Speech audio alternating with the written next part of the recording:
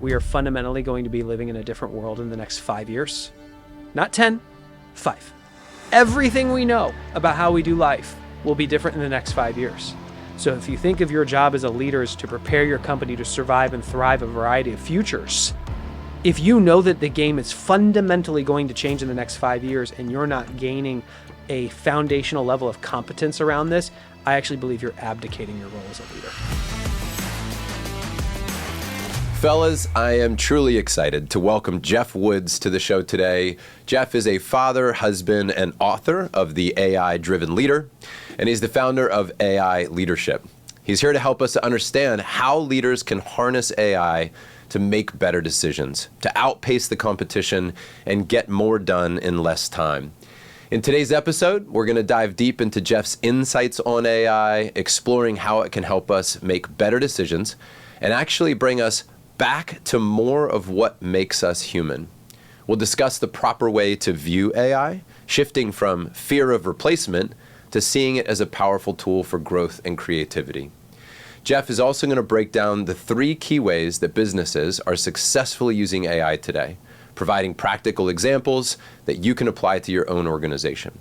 Whether you're new to AI or you're already implementing it, Geoff's perspective is going to help you to embrace it in a new way that enhances your leadership and your team performance. Expect to gain a clear understanding of how to make smarter decisions, how it can amplify human strengths, and the practical ways businesses are leveraging AI for growth. This episode is packed with actionable insights that are going to help you stay ahead in the AI-driven future of leadership. Enjoy. Geoff Woods, welcome to the Front Row Dads podcast. Thank you for having me. Dude, this is a conversation I've been looking forward to. I'm thrilled about the new book. I'm thrilled about this journey for you. The AI-driven leader, harnessing AI to make faster, smarter decisions. The cover looks killer. I know it's been a labor of love, and but it's a cool place to be. Yeah. I know that's getting a lot of traction right now, which is amazing. So when I was thinking about where to lead off, I was thinking the basic question is, the question I ask when I look at the book is how does AI make me a better leader? So let's go there. I fundamentally believe that AI enhances you, not replaces you. And if I think about the job of a leader, there's a few things. One, your job is to lead the company into the future. Now, nobody knows what the future holds. There's a variety of potential futures. And your job is not to have the crystal ball and predict the future, but your job is to prepare your company to survive those variety of futures and thrive in spite of that lack of clarity. When I think about AI itself, leaders know it's the future. They know they need to do something about it, but they're not 100% clear. And so, one, I think AI, yes, it can help you be a better leader, but I also think AI is a reason to call your leadership to a different level because you don't know what the future is going to hold here, and you have to gain a level of competence around the technology in order to lead the company into the future. How are you defining AI right now? And is there an agreed upon definition of what AI really is? AI is a computer or machine that can do things that humans can do. There's different types of AI, from machine learning, deep learning, generative AI, large language models. Most people, when they think of AI, they are thinking of large language models, which is ChatGPT, Claude, Gemini. That's how I would answer that. Yeah. I heard somebody say this morning, one of our FRD brothers, Steven, who I was playing pickleball with, said that Naval defined it as a calculator for writing and thinking. I think of it as the calculator for your brain. Yeah. Absolutely. That's pretty cool. Yeah. The way it works, there's an input, it processes, there's an output, and then it learns to deliver a better result. It's the processing mechanism that is what separates the different type of AI models from machine learning, deep learning, generative AI, large language models. It is massively powerful when you give it this input to process it with the data of the world and generate something that you and I won't see because our context and our experience is limited. It actually expands what's possible for us. What's the misconception around AI? Like, what's standing in the way of leaders adopting this? I literally interviewed over 200 executives one-on-one for this book. 100% of them said it was the future. 100% of them said they would adopt it. Less than 5 had done anything. And that was simply because they were too busy and they didn't know where to start. Yeah. And this is where too busy is just an excuse for I choose not to prioritize understanding this. And this is where we come back to why the urgency is now. I saw a video of Eric Schmidt, former CEO of Google. He said that we are fundamentally going to be living in a different world in the next 5 years. Not 10, 5. Everything we know about how we do life will be different in the next 5 years. So if you think of your job as a leader is to prepare your company to survive and thrive a variety of futures, if you know that the game is fundamentally going to change in the next 5 years and you're not gaining a foundational level of competence around this, I actually believe you're abdicating your role as a leader. I understand that the impact of AI is said to be so significant, like the steam engine perhaps was a leap forward, and an AI is going to be a multiple of that. Bigger than all of them. Yeah. I literally, chapter 2, I go through, I researched the assembly line, the steam engine, the printing press, electricity, the Birth of the internet. computer. This is bigger than all of them. Yeah. And I think people just don't understand. It's not tangible for them yet. So I think a simple way to think about this is, you're an avid learner. How many books do you think you've read in your lifetime? No, I'm not sure. Hundreds, thousands. Hundreds, thousands. What percent of that collective knowledge do you think you can recall and apply right now? Yeah, 0.001%. And you've been pretty successful on Yeah. that. These AI models have been trained on 200 million books worth of data. Wow. They can recall near 100% of it and harness it instantly. So this is where it becomes interesting. If you don't view it as an assistant or as another Google, you're selling yourself short. If you start to view it as a thought partner, to you as the thought leader, all of a sudden you can tap into that collective data and awareness and harness specialties and expertise to whatever you are facing. That is a real opportunity to build an advantage when it comes to around competition. What are some practical examples or stories of how people are using this effectively right now? So at a high level, there's really only 3 ways it can bring value. Now I'm talking to a business. Put it in the hands of people to make them more productive, weave it into operations to make them more efficient, put it into your product or service to make it more valuable. The mistake I see people making is they're trying to focus on the product or service. It's like trying to sprint a marathon before they've learned how to run, walk, or even crawl. You've got to start by putting it in the hands of people and specifically the leaders, because speed of the leader, speed of the pack. Now, if I'm going to put this in your hands, John, or one of our brothers' hands, like we're all running businesses, me showing you how to write a better email with ChatGPT is an utter waste of your time. That is not going to help you grow a business and be a better family man. But your ability to think strategically, that's the difference between growing your business and going out of business. So I think a great place to start is strategic thinking. The whole book is about elevating your strategic thinking and making better decisions with AI as a thought partner. So here is a real use case within the last month. I sat down with the CEO and I asked him what his biggest problem was. And he said, "Oh, that's easy. I run a manufacturing company. I leased all this equipment from a company out of Japan. Things have changed in my industry. The debt structure is going to bankrupt us if it doesn't get restructured." I went, "Oh my gosh, I'm so sorry. What have you done?" And he said, here's the things I've done. And he literally went line by line by line, outlining the things he had tried to do to get this company to restructure the debt. He said it went all the way to the board, but because they're publicly traded in Japan, the board is refusing to restructure it because they're worried we'll lose face in Japanese society. He goes, "And Geoff, I don't have a next step and it's going to put me out of business. Show me how AI can help." So in this case, I opened up just simple ChatGPT. It's not the tool, it's the leader who wields it that makes the difference. And I wrote a very strategic prompt. Everything I just shared with you from a context standpoint, I literally typed in word for word. And then I said, I want you to act as an investment banker with deep expertise in restructuring debt. By saying that, John, I just took it from 200 million books whoom, down to the vital data around how an investment banker with deep expertise in restructuring debt would think. And I said, interview me by asking me one question at a time, up to 3 questions to gain additional context. And then I want you to generate 5 non-obvious strategies that would get the board to restructure the debt. AI started conducting an interview. The first question it asked was, do you have relationships with other influential executives in Japan that this board would respect? One, what a question. And I look at the CEO and he's blown away because he goes, oh my gosh, I do. And we start I'm typing in as he's talking who these people are.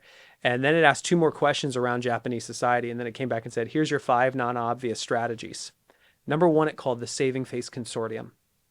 It said, you have enough relationships with other influential executives in Japan. Approach them to acquire the debt with really favorable terms. They'd be fools to not take it. Your debt will get restructured. The board will save face. And I looked at the CEO and he said, I mean, he's emotional at this point. He goes, Geoff, I haven't slept in 3 months. This is literally going to put me out of business. I had no clear next step. I felt completely out of control. And in less than 10 minutes, not only is here an option, I actually think this is viable. And I texted him last week to say what's happened. And he said, the ball is moving. We're not there yet, but I actually think this is going to get done. It's really tough to read the label when you're inside the box. And there are things that you and I struggle with on a weekly basis in our businesses that require real strategic thinking, but we're doing it based on the 0.001% that we can recall from the books that we've read and the experiences that we've had, versus now we can kind of take those horse blinders off and tap into the collective intelligence of the world and harness that to our advantage. What's the dark side? And I phrase it that way because rather than is there a dark side, there's risk. always a dark side. What is the risk? Earlier this year, this was so interesting, I was trying to figure out how to address the risks around AI in the book, and I was totally hitting the wall. One morning I woke up and I was driving Daphne, my daughter, to school. It was a rainy morning, and as we're about to pull onto the freeway, I see that it's just gridlocked, bumper to bumper traffic. And she looks and she goes, yay, Daddy, we get more time together. And I'm like, oh, I love how you see the world, baby. The light turns green, and as I'm pulling onto the freeway, she asks me this question. And it was a deep question, and as I was about to answer, I stopped myself. And instead of thinking, how might I answer this, I felt a shift. How might AI help me answer this? And so I literally handed her my phone and said, see that app, click it. And she opened it. I said, see that icon, click it. And so she put it into voice mode. And I said, ask AI that question. And she asked AI the question. And all of a sudden it began having a conversation with her back and forth. This was a surreal moment for me because, one, I got really excited, like, holy smokes, this is a defining moment in her life. This is her first interaction with artificial intelligence. I was so excited. What was interesting, though, John, was how my excitement quickly turned to caution, anxiety, and even some fear. One, I found myself going, I don't know what data this model has been trained on. It could have biases that I don't know if it aligns with our family values, and it could be influencing her. All of a sudden, she's sharing this information with AI. How do I teach her to be thoughtful from a privacy standpoint about what you put into AI and what you don't?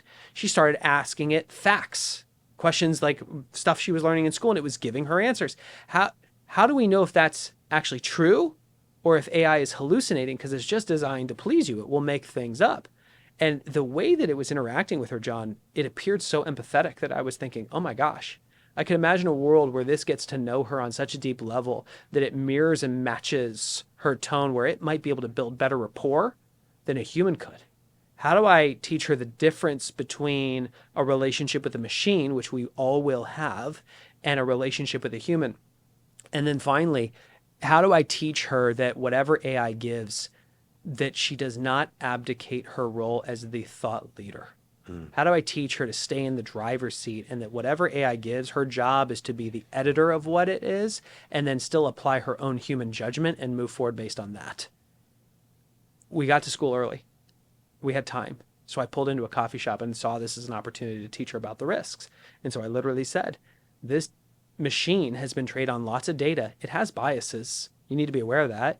Two, you're telling it things. You have to ask the question, if you wouldn't say this from the stage of your school to every student, don't say it to AI unless it meets your privacy needs. We talked about how to fact check to make sure things were accurate. We talked about the difference between a relationship with a machine versus the relationship with a human, and that real richness of life comes from the moments that matter with the people that matter most.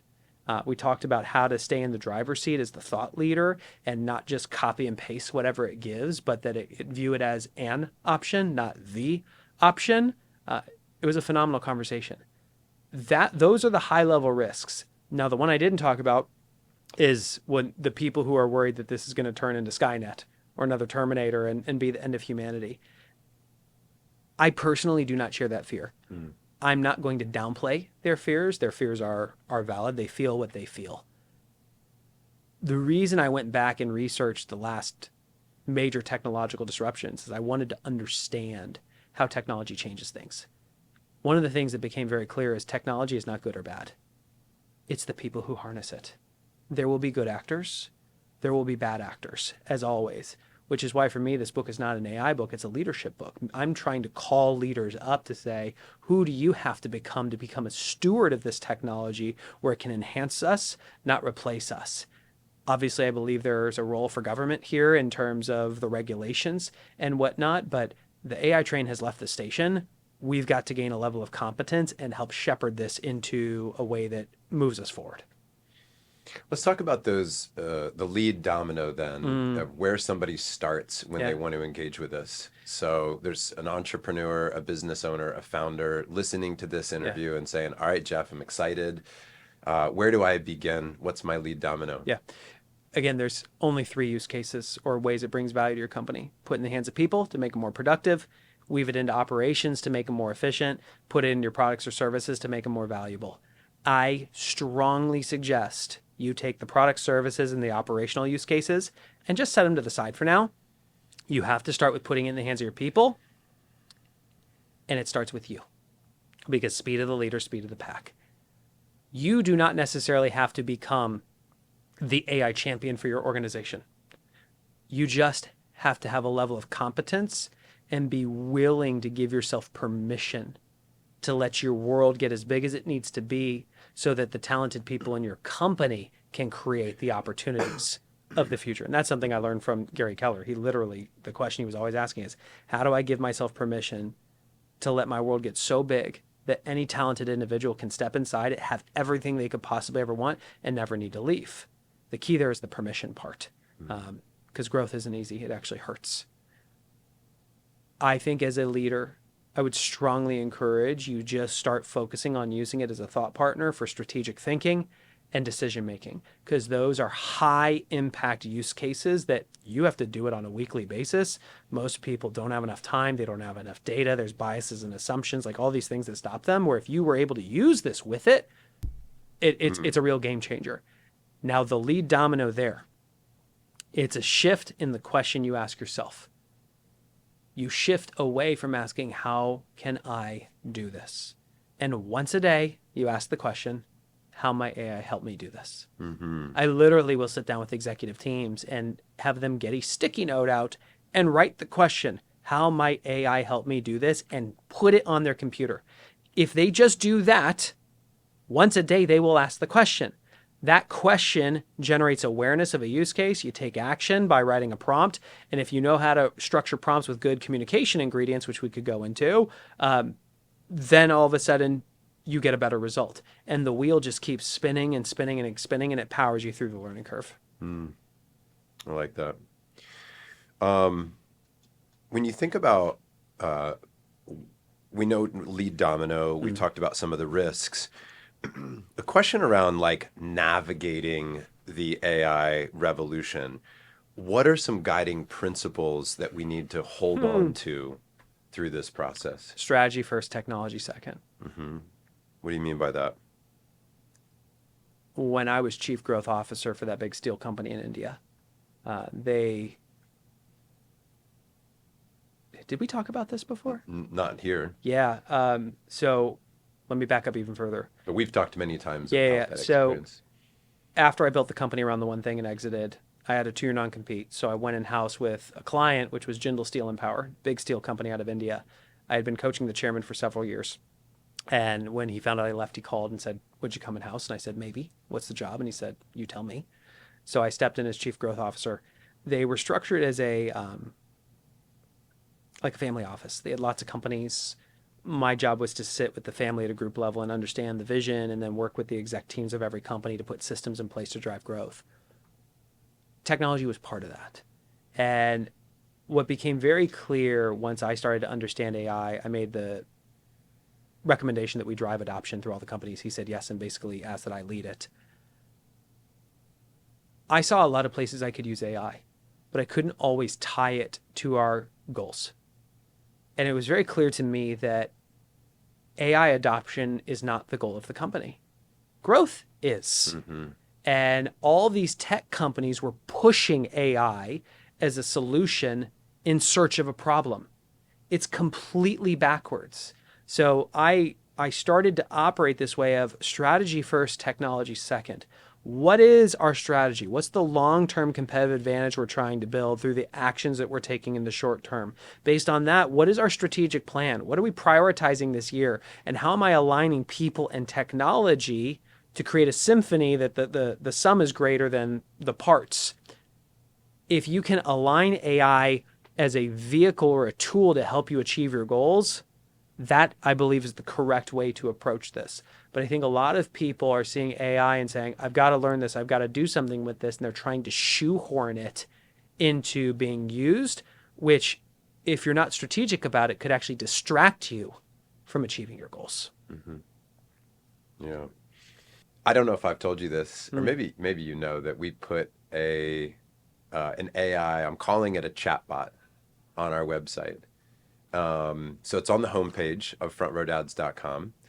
And Andrew Biggs, TJ Larkin, a couple other amazing people are building this up and programming it with all of our podcast interviews, all of our content from our community, and you can go and chat with it right on the homepage. And I've played with this, and it's absolutely remarkable. It's awesome. I've heard somebody talk recently about counseling services that are offered through these chatbots. And I can imagine that there's huge potential in that space of finding mentorship within a company, where if you don't have access to your superior, that you have access to a chatbot that acts as your superior, if you will, or a leader within the company. Have you seen that unfolding? Yes, I built the exact same thing on AIleadership.com. Yeah. I created an AI agent. I wouldn't call it a chatbot. Okay, It's an agent. agent. That's what I you like have. that AI better. agent. It has studied the manuscript of the book, and then I have identified the frameworks in the book where I've written very specific custom instructions around it. Like when I was growing Jindal, we took them from 750 million to 12 billion as a market cap. I had a framework for driving strategy, execution, people, and technology through a quarterly strategic review. I already have written the prompt to get AI to act as me in facilitating that review for somebody else. The prompt's about a page long. I trained the model on that prompt. So if you literally go there and say, facilitate my quarterly strategic review, it'll just do it. So that I do believe is the future. These public models like ChatGPT, Claude, Gemini, Microsoft Copilot, they're generic. There is a use for that, but I believe more and more specializing is what's going to pop up, like an AI agent for this specific use case, where it might be powered by ChatGPT through a filter that gets it to behave a very specific way for a very specific use case. 100% agree. Who is really supposed to get this book? Like, who out there listening is the perfect candidate for this particular book? An innovative, ambitious, growth-minded leader. This is not for somebody who says, I'll figure AI out later. This is not for somebody who is comfortable with the status quo. And there's nothing against, like, those people exist. They're good people. This simply is not for them. These are for the people who they're innovative, they are ambitious, they are growth minded. They see this and they're like they want to take action, but it's like they keep hitting the wall. They just wish somebody would take the wall away so they could just run. That's who it's for. And these are leaders within companies that Sure. are they're W-2s. These are leaders that are entrepreneurs. That doesn't necessarily matter. No, because Somebody in a I leadership mean, role. I'm talking to W-2 leaders inside of organizations from small to Fortune 500. I think my sweet spot is more the founder CEO because they're the ones that are they they're uneasy because they know they should be understanding this. They feel like they should understand it. And they also fear that they're losing a competitive advantage or like their competition is getting ahead because they don't yet understand it. They just need someone to show them the path. What about somebody out here listening that was like, the book is great. I want access to Geoff. What is working with you look like these days? And I imagine there's a couple stages in your future. But what does it look like to be Geoff in this space? Yeah, constantly evolving. This is one where I look at the lessons I learned from building the one thing. And there are lots of things I loved about that business, and there are lots of things I would not do again. I am very much trying to create a product-based business or productized offerings if they are service-based. And I'm very much asking who, not how. I'm super clear that the highest impact I can make in the company is having time free for casting a vision about the future, being a thought leader in the space, and then forming strategic connections that drive big revenue opportunities. Me, in terms of the actual service delivery, I've realized is my area of excellence, but it's not my unique ability. So I'm already building a team around, but at a high level, there's three things that we do. One is we do workshops for executives, whether that be an executive workshop just to get them started with this so they all go, okay, I know what to do and I can start using it, or a strategic offsite to align the team around a strategy and a strategic plan. That's the workshop component. The thing that really excites me is called the AI-driven leadership collective. The moment you make a commitment to becoming an AI-driven leader, you're going to realize you're doing it alone. And I want to create the world's largest network of decision-making executives where we get off-site to actually think strategically and pressure test each other to think bigger, but then to collaborate on how we are using AI so we can accelerate our learning and collapse the time to make an impact in the business. That to me is like, I'm going to be diving all in on that one. And then we have a consulting team where we will partner with a company to understand their strategy and then on a quarterly basis do deep dives of discovery and prioritize the things they can do in their business. And we have a strategic partner platform where we then connect them with the vendors who can actually do the work. Let's talk about live events and AI. And you and I have been in discussion about Front Row Dads Live happening, in December, and how AI can be integrated, how this can enhance the experience, bring people when they are together in proximity closer together. How can it, summarize information to the group real time? Can you give any examples of how companies are using this, how they might use this in a live event scenario? From a workshop standpoint? Sure. Oh yeah. So this is, I've probably presented to 500 CEOs in the last month, different groups. It has been so cool because again, they know this is the future. They want to understand how to use it. They just need somebody to show them the path. And I think first and foremost saying, don't even worry about these small tactical use cases that don't move the needle. You figuring out how to do social media posts or a blog post or a better email, set that to the side. That is not a leadership activity. Let's talk about elevating your strategic thinking. Let's talk about making better decisions. That lights them up. And then showing them, like I literally will give them a prompt, a structure for a prompt, and say, open ChatGPT, open Claude, or I even point them to our thought partner on AIleadership.com. And I will give them the framework for the prompt and have them do it in the room. They have that light bulb moment where all of a sudden AI turns a relatable moment into a remarkable experience. Then they get really excited because they're going, holy smokes, look at what that just did. What else is possible? Let's go to prompts for a moment Yeah. because earlier when you were talking about a prompt, you used the word non-obvious. And I thought, how important are those Extraordinarily. specific words in these prompts? Yeah. Earlier this morning, I literally presented this morning to about 40 execs, and I gave them a framework for strategic thinking. And one of the execs in the room used it to interview him about the business and generate potential strategies that they should be looking at. And he said, yeah, but it only gave me the stuff that we're already doing. Nothing was outside the box. And I looked at him and I said, did you ask it specifically to generate outside the box solutions? He said, no. And I said, this is a mirror for your communication. It will reflect back to you what you give it. If you give it vague direction, it's going to give you a vague answer. If you give it specific direction, it will give you a specific answer. So I said, now say, thanks for this. We're already doing these. Now generate 5 outside the box solutions. And I literally waited while he picked up his phone and he did it. And he went, holy crap. So how you talk to it really matters. Yeah. And are you using it more on your phone, talking to it, processing, or?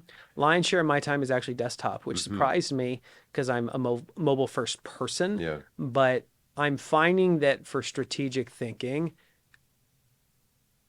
it's the most important thing I can do for my business. That's not like if it's the most important thing, then I need to treat it like it's the most important thing. So I want to be in the right environment. I want to have my resources around me. And for me, I'm going to be way better on my desktop. Now, I do enjoy putting it on voice mode when I'm driving and having a conversation. There are some tactical things around sometimes, like the technology is just not fully there, will interrupt you. And so there are ways that you have to learn how to interact with it. But that can also be extremely valuable. Where, I might have a conversation for 10 minutes about something and we're going back and forth and I'm going, okay, that really helped me because it's clarifying your thinking. It's clarifying thought. And that clarity is what drives the action. Do you have favorite tools? Is chat your favorite? Yeah, ChatGPT is my go-to just because I found it to be the best Swiss Army knife, at least right now. But they also were the first to come out with a Teams account where this is not Microsoft Teams. This is a Teams account within ChatGPT where it no longer trains on my data. So I have certain privacy provisions in place where like I can upload the manuscript of the book and not worry about that getting leaked out to the world. So that matters to me. Claude is really good for writing. It's also good for strategic thinking. Perplexity I have found to be very valuable for research because it'll cite all of its sources and you can literally, it'll give you an answer and you can click a little button and it will show you the exact article that it pulled it from. And you can say like, do I believe this is a credible source? Is it actually in here or did it make it up? That's pretty valuable. And more I'm playing with the AI thought partner that I created on our website because one, it's got to work, but it's tuned on the book. It's tuned on all these models. And so I have found that now to be the best around strategic thinking. How are you using all this to be a better family man also? Putting food on the table is so important. Yeah. Pursuing your passion's important. It was my wife's birthday. And her top 2 love languages are acts of service and then quality time. For years, she has said, I just want to feel taken care of. I've heard her. If I'm being honest, I have not done the best job historically of meeting her in those areas. And I'm also a terrible gift giver historically. And so I went to it and I said, my wife's birthday's coming up. These are her love languages. This is the feedback she has given to me. I perceive myself to be a terrible gift giver. Interview me. Ask me 1 question at a time, up to 3 questions to understand my wife better, and then generate some options that I could give as gifts that they don't have to cost a lot of money. I don't mind spending money, but I want her to feel seen, heard, loved, taken care of. And it conducted an interview, and then it came back, and it was very clear that it suggested that I identify the top 10 things that I really love about her in terms of what that I really appreciate. And leave each one on a little note around the house and make it a scavenger hunt. And I said, great, interview me to find out the 10. And so it conducted an interview. And then it came back and it shared the 10 things. And I said, great, now I want you to act as an expert copywriter who's got deep expertise in writing things in a way that's loving for a spouse that would resonate, so that when she'd read it, she'd say, wow, he really sees me. And it restructured the wording of each one. And then I took that and put it into my own words, because it wasn't a true copy paste in those situations. But this was one of the ones where I was going, holy smokes, I couldn't have come up with this on my own. These are truly my words. I did not copy and paste, but because it interviewed me, it pulled out the things that I said about her, the way I said it, and used those words in the statement where I'm going, dang, that's remarkable. Yeah. I use it in terms of situations with my kids. I really believe I birthed children who push every childhood trauma I have not healed. Yes. So, I mean, The laughter was my way of raising my head. yeah, Yeah. that hits hard. That hits too close to home. I will use it as a thought marker and say, hey, one of my kids is dealing with X. I get triggered when this happened and I respond this way. Act as an expert as a parent coach with deep expertise in dyslexia and ADHD, and a parent who wants things done fast and high need for respect and adherence to structure. Interview me asking one question at a time, and then help me identify the top things I could do differently in my approach with my child. You'd be shocked what it can come up with. The real shift for me here, I'm walking away with this idea of interview me. That is the ingredient I don't think we hit earlier. That is, I think, the one that I am consistently sharing, that one brings the most value to me, and two is novel. People haven't heard that before. Well, you think about the system being, I'm asking the system questions. I'm the one asking questions versus asking the system to be the one designing and developing questions to get you to think. Yeah.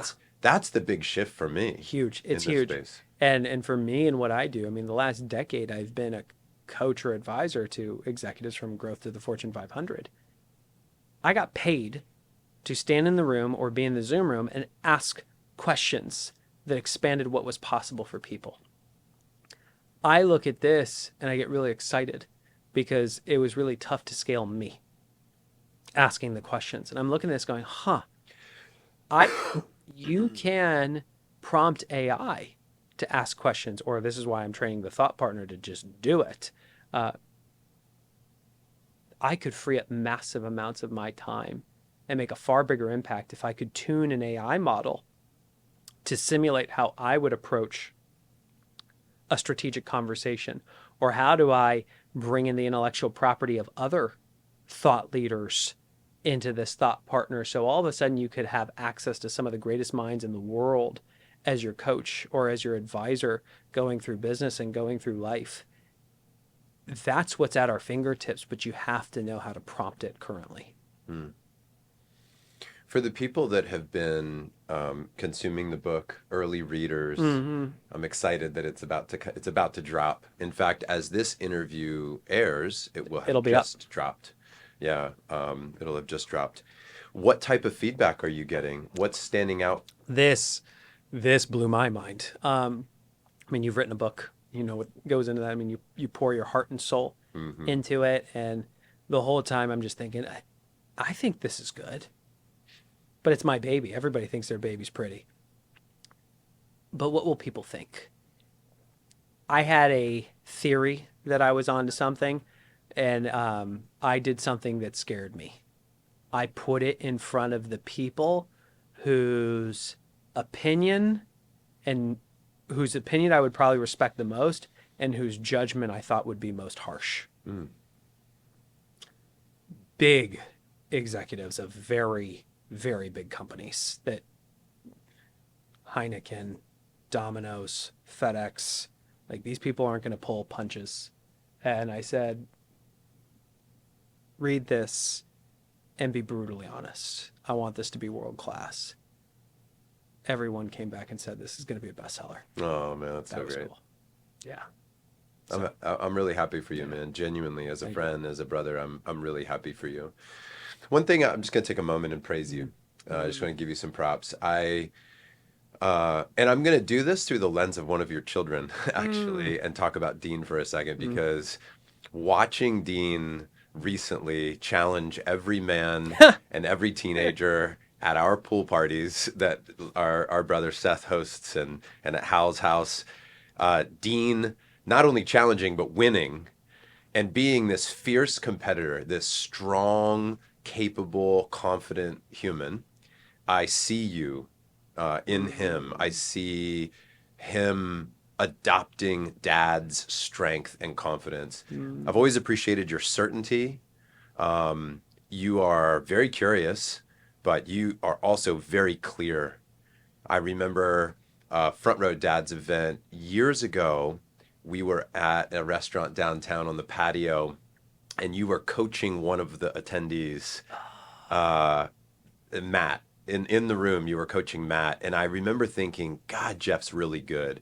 His questions, his framework, and also your certainty in your answers. I just wanted to give you some praise for that because I think you have the ability to be the thinker and to be Mm. listening and to be curious. But when it comes time to make a decision and go, you've got what that takes. And I think that's what it's what I'm attracted to with you. And I think that's what others are attracted to as well. It's good to have you on the team. You Mm. know, it's good to be in the bunker with you where you're like, no, we're going to get stuff done. We're going to move forward.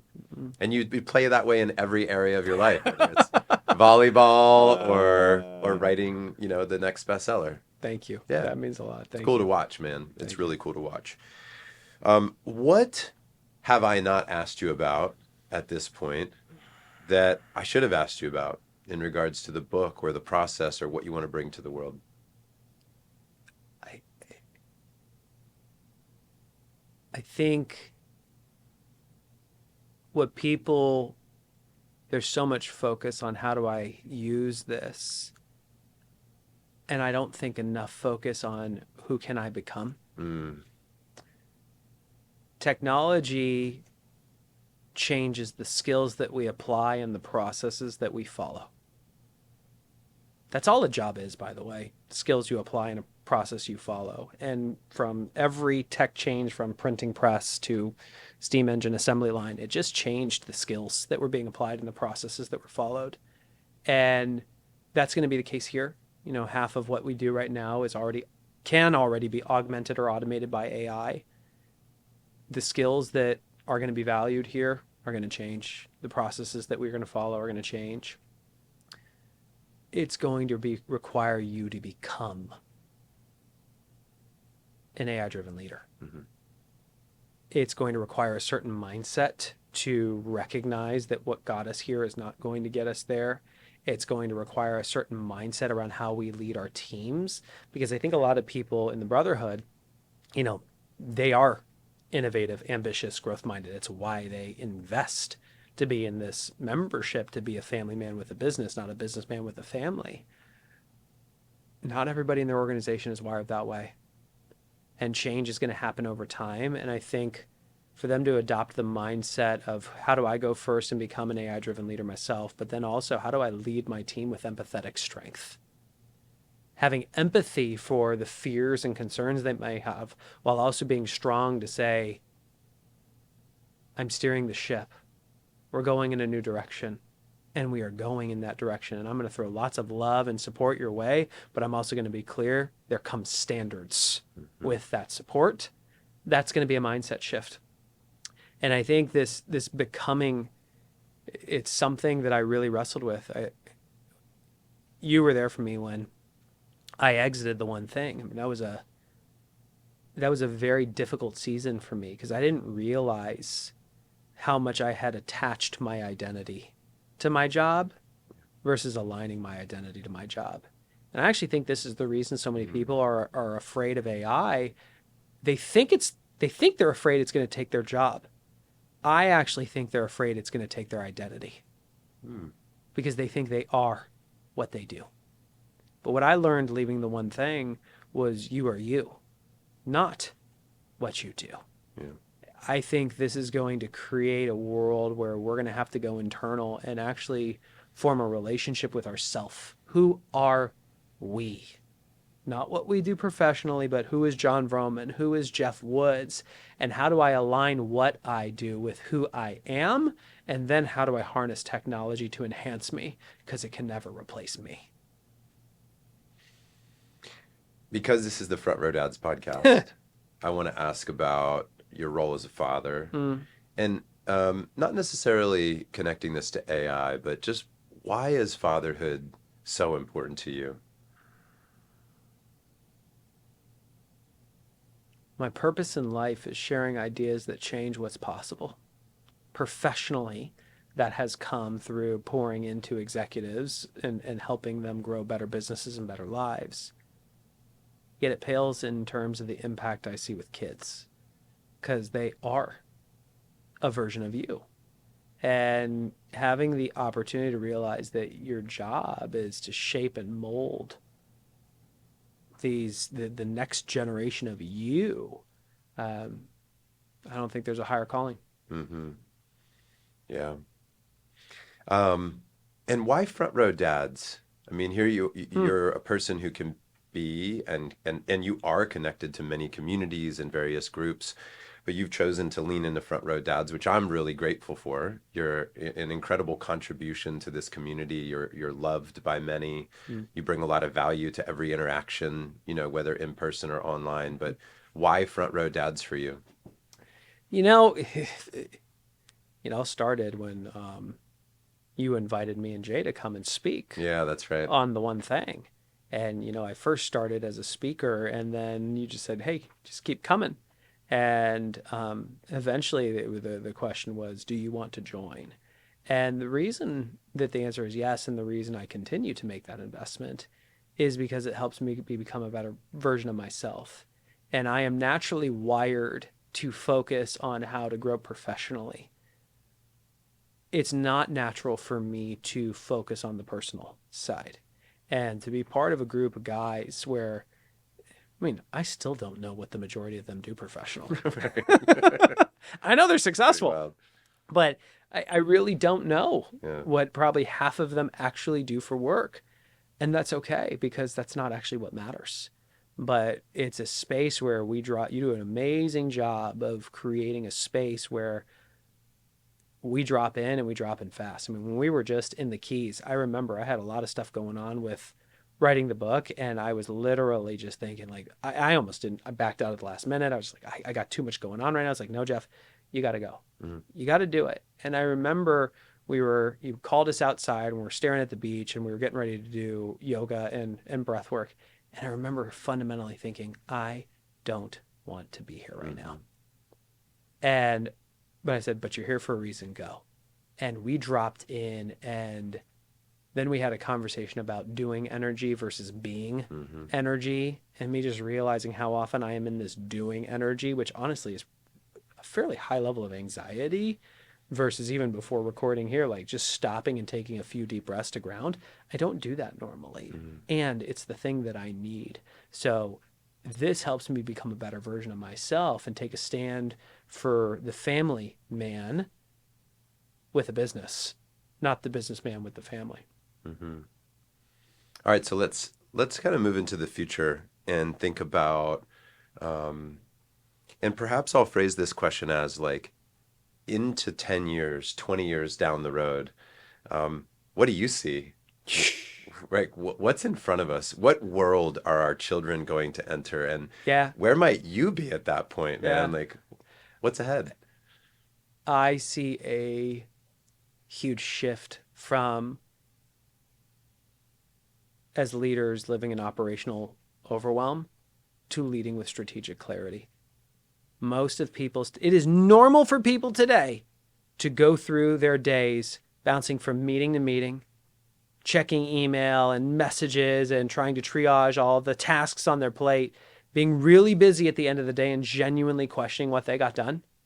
And then when they're at home with their family, they're not at home with their family because their mind is still at work thinking about the actual important stuff that they didn't get done. they're not present in what matters most. They're not accomplishing what matters most. They're the hamster on the hamster wheel. That's normal. I think we're changing all that. I genuinely want to create a new category of leader, which is the AI-driven leader. Because imagine a world where all that low-value task stuff simply went away. Because AI is going to augment or automate most of that stuff. And imagine if it returned us to what actually made us human. Our ability to think strategically, to solve problems, to communicate, to collaborate, to create.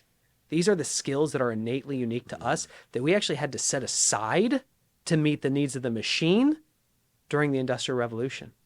But AI is going to return us back to what makes us human because it's going to take the task-focused stuff off our plate. Now we get to ask the question, what are your, John Vroman's, God-given strengths? You have strengths. I have different strengths. Each one of the brothers has different strengths. I believe we will create a world where we wake up every day harnessing our strengths, focused on the true priorities of our role, in alignment with our company goals, and then supercharge that with AI. Now imagine getting to the end of the day knowing that most of the day you were playing to your strengths, focused on what matters most, in alignment with the goals of the company, with superhuman abilities. Think about how fulfilled you'd feel at the end of the day. I can imagine how much more present you could be with your family because you left it on the field in the office or the virtual office. I think it's going to enhance us, not replace us. It's cool to think that AI could make us more human, not less human. But what's the difference that'll make the difference? You tell me. The leader. It's the leader. It's why it's a leadership book. This could easily, like, I have talked to some leaders who have had interest, like in the collective, for example, and they say, yeah, I can't wait to figure out how I can use this to reduce headcount. Wrong person. They might have a community somewhere, but that's not the community I'm building. I want to build the community of AI-driven leaders who are building better businesses and better lives. I think that's too narrow-minded. It shouldn't be about reducing headcount. It should be about freeing the headcount that you have up and moving them to higher levels of impact in your organization, because your people are an investment, not an expense. You know, one of the things that I think when I hear about making me more human, I think about finding the essence of what is. I find myself in coaching sessions asking, like, what's the through line? What's the theme? If somebody's recognizing a pattern, if my coach is saying, look, John, I've been talking to you for years and the pattern is this. In my relationship coaching with Tatiana, it's like, oh, you two are in the same dance. Might be a slightly different, context, but it's the same dance over and over and over again.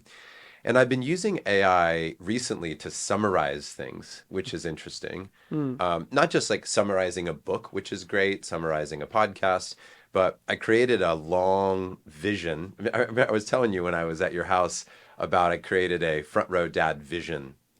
And then I was like, imagine that you're Simon Sinek reading this vision and you're coaching me through it. What would you, using his principles, what would you coach me on? Right. And I kept adding. And then I said, imagine you're Tony Robbins coaching me through this. What would he ask, or what would he see as an opportunity for improvement of this vision statement? I end up with this incredible vision statement. And then I ask it to, say the same thing in half the words. Yes. Say the same thing in half the words again. And then, hey, if there were just a through line of one idea of this vision, what would it be? Or what is the essence of this document in 3 simple parts? And that's been fascinating for me to find the essence of something. Yes. Which is helping me to get to the heart of what it might be. Now, I'm still trying it on. I'm not taking it as truth just because AI spits out a word, a phrase, a sentence, but I'm trying it on going, does that feel good? And then if it doesn't, what else? How else could you say that? What's another one? And it's how I picked my kids' names. I remember just going through names and I was like, I'm going to wait until I have a hell yes response. That's my way of mining data, is waiting for my body to go, yes, that's it. And when I see it, I'll know it. Yeah. What you're describing there is the shift from tactical execution to becoming a composer of strategy and a conductor of teams and technology. Mm-hmm. The industrial way of working, which is what has been until now, is tactical execution. How can I get this done? You shifted to a new role. As a composer, you're imagining a score that might ring through concert halls. And as the conductor of teams and technology, with the movement of a baton, you can align people and technology to create a sound that's greater than the sum of its parts.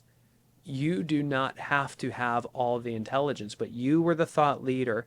AI was the thought partner, and you were able to say, great, now how would wave the baton?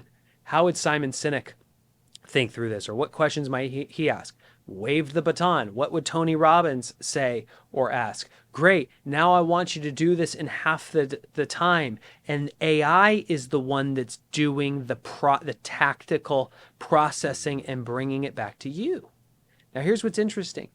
As leaders, we already have this strength. It's called delegation. Mm-hmm. We are used to building teams and delegating to people to do things. And with our direction, they get things done. You're realizing that we can now use human language to do the same thing with machines. Yeah. It's powerful. Brother, there's a lot of places that we could still go, but this feels like a natural landing place for me. I want to thank you for the work you've done on the book, and the work you're doing in the world. I'm excited to collaborate with you for the Front Row Dad Live event that's coming up in December. I'm excited for you to be bringing this into our community and many communities. Where do you want to point people to go connect, get more insights, and of course, get the book? It's out now. Get 100 copies, give them out of here. Yep, that's right. Book is available on Amazon, Audible, Kindle. AI Leadership is the website. I know for most people, they are not 100% clear how to start. If you go to aileadership.com, there's 2 resources I can point you to for free. One is I have a crash course that will literally teach you how to prompt, and I will even give you a prompt library with pre-written prompts and the thought partner to test it on. You can also, as you go through the book, I didn't want it to be, I've read so many books, John, where I said, this is amazing, I'm going to implement this. And then life got in the way. I didn't want that to be this book. And so the AI thought partner that I created that's on the homepage of AI Leadership is designed, it's already been trained on the manuscript, and you can actually talk to the book, which is me coming back and helping you understand how you can implement this. I genuinely want to make an impact and help people there. So that's all on the website. And then follow the AI Driven Leader podcast. I'm recording real conversations with leaders where I'm taking a real problem that they have. I'm actually opening up AI and writing the prompts and having it conduct the interview and deliver the results. And I'm literally walking it through step by step. It will open your mind every single week on how you can be using this. Yeah, that's so cool. As a businessman, you're certainly crushing it in many ways, and I got a lot of respect for you. But as a family man, it's fun to watch you in that space too. It's fun to watch you being dad, being a husband. Thanks again for being an amazing friend, brother. Thanks for being here today. This is our first interview in this space, so thanks for breaking it in with me. Yeah, man. It's really enjoyable. Thank you. The pleasure is mine. Thank you. Yeah. Anything else you want to say to wrap us up? Big change starts with small action. Once a day, just start asking, how might AI help me do this? Take a swing at the bat. You're going to foul out. Focus on your communication with it. It'll change your life. Yeah. Thanks, brother. Appreciate it. All right.